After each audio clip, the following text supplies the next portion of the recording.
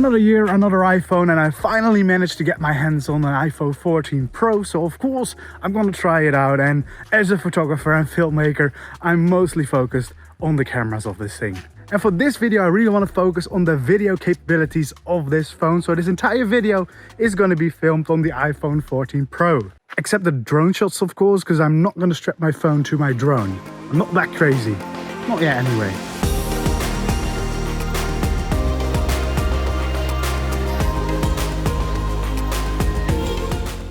So last year I already tested the iPhone 30 Pro, and of course I was really impressed by the quality, but that's kind of a given nowadays. Any phone, especially any flagship phone, will give you great quality and you can do photos, video easily with them. What most impressed me about the iPhone were not the quality necessarily of the camera, but the functions that are there for photographers and for filmmakers that make it a great tool to create video or photos.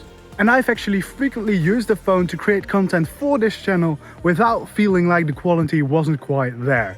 So I'm really excited and curious to see if the iPhone 14 can actually improve on that and maybe be an even better choice or better option to create content with.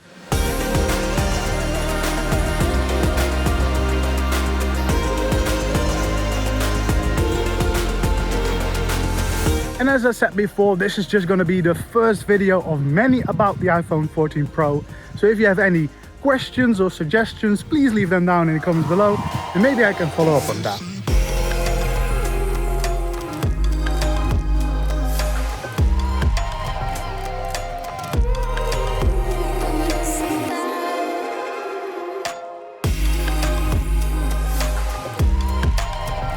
The main reason why I would suggest getting one of the newer iPhone Pro models if you want to do filmmaking with your phone is the fact that they have the capability of shooting in ProRes. And for those that don't know, ProRes basically allows you to grade the footage much better than if you just shoot regular mode. And especially because some phones tend to do a lot of heavy processing on video, it's nice to have all that extra data in the file so that you can grade it better afterwards. And especially if you want to combine the footage with maybe another camera or maybe your drone, it's much easier to try and grade everything the same if you have that extra data to get that better image quality out of it at the end.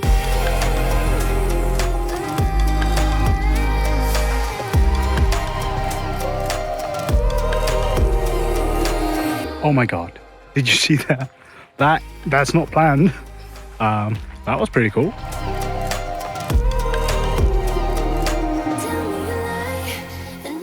So one of the new functions this year is Action Cam, and it basically stabilizes your footage even more, so it's basically an action camera. And of course I had to try that out, so I basically just started running and it actually looks very good. I think you can get some very creative shots with that. I try to have a little of these swings in there, so it almost looks like I'm flying an FPV drone very low.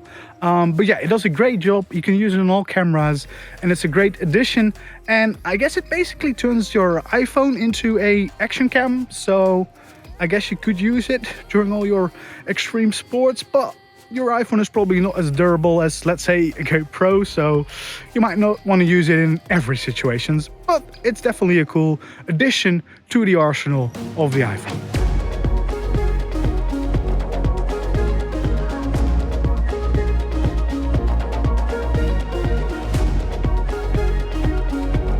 So I'm back in the car and I thought it would be good to update you on the battery life. Basically, I went into this shoot with like 90% of battery life, so almost completely full. And now that I'm back after like 2.5, like 3 hours, it's like 30% left. That is pretty good, I think, considering that I've been shooting like ProRes, 4K, 30 FPS almost all the time. I think that's very decent. I would usually plan shoots like this, especially if I'm going to be filming in ProRes 4K. That either I have a battery pack with me like a power bank, or I have just a very short shoot like this, a couple of hours, that I have plenty of battery life left. Now I'm in my car, I can just charge it again, so I don't think that is a very big issue. And if you don't want the battery to go down this quickly, probably either don't shoot ProRes or don't shoot 4K.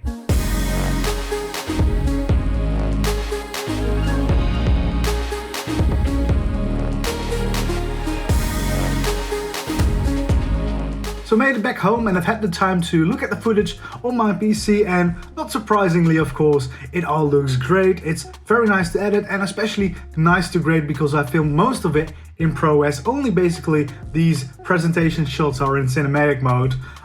They all look great. Of course, this phone has great cameras, especially the new main sensor being 48 megapixels, provides some more detail of course, but it also adds another angle that you can film in because they can zoom in to the middle pixels and have the 2x zoom, which means that you now have the option to film like ultra wide, normal main lens, 2x and 3x. And I always tend to stick to those fixed focal lengths because I know the quality of the camera and of the footage will be the best. So it's nice to have that extra option to frame all the footage in and make sure that you have different angles and different focal lengths for every shot. So yeah, I definitely think the iPhone 14 Pro is a great tool for a filmmaker to add to your collection next to maybe your normal camera or your drones or whatever you use.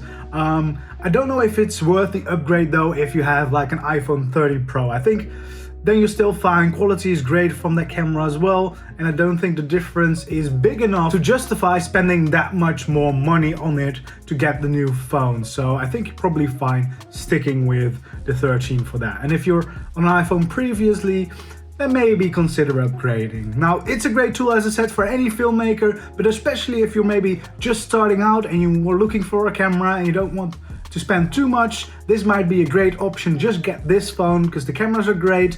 You could definitely start with this. For example, if you want to start a YouTube channel, you could easily run a YouTube channel off this iPhone. It's great quality and you have multiple lenses, so it's definitely a great option to get. So I think that is going to be it for the day in the life with the iPhone 14 Pro. If you want to see more about the iPhone, click the video on the screen. And as I said, I'm going to be doing more videos with this iPhone to test the photo capabilities and much more. So please stick around. I had a great time running around with this phone, and I'll see you in the next one.